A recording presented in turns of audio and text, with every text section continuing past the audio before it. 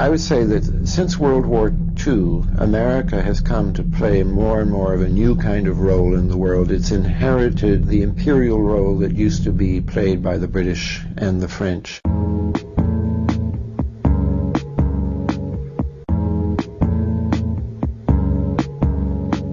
The people who plan the foreign policies of America have known for 60 or 70 years that we are living way beyond our means, that if we are an isolated, insular economy in the continental United States, we will not sustain the standard of living we have.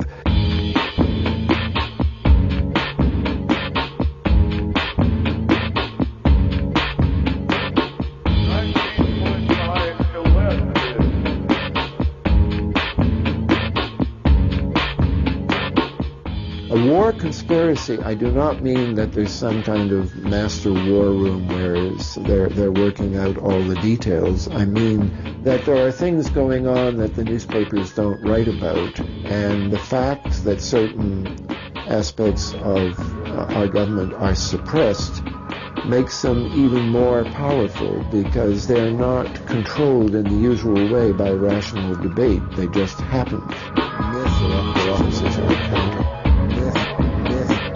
You know, we have a kind of myth about our society that our bureaucracies are accountable, and when I wrote The War Conspiracy, I talked about a system of politics in which accountability is consciously diminished. I was making the point about Vietnam that very big, powerful bureaucracies are not accountable at all, most notably the CIA. Parapolitics is something that is controlled, which is manipulated to get us into Vietnam. People know it's there, but they don't talk about it in political science classes. I know, because I used to take and teach those classes.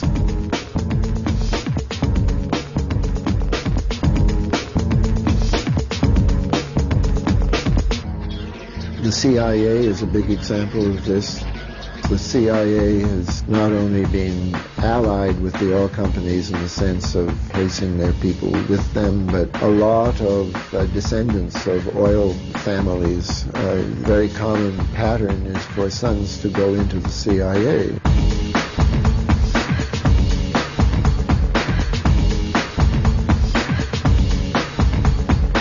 I wouldn't say that those economic issues of fighting over resources and so on are the only explanation to war, but I think it is recurringly the explanation of the biggest wars between the biggest powers.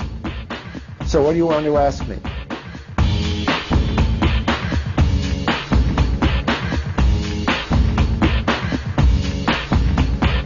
I think wars arise when people are faced with intolerable conditions. Sometimes it's economic, sometimes it may be ideological, you know. I mean, there are certain forms of Islam, for example, fighting right now where it's more cultural than an economic matter. But when you are living in a society based on injustice, there's like a time bomb ticking. I mean, someday you'll have to pay the price for that. It's not a stable, permanent sort of thing. And if we don't change our behavior, we're going to see more of that kind of war.